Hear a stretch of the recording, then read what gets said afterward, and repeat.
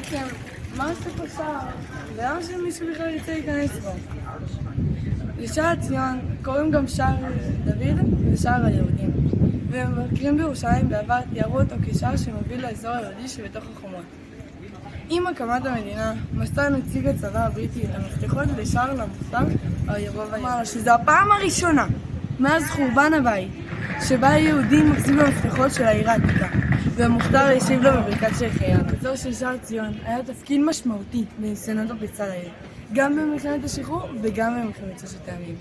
אפשר לראות פה את סימני המלחמה.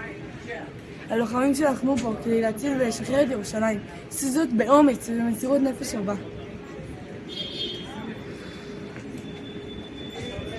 בואו ניכנס בשער ונבין למה כל כך קשה לכבוש אותו.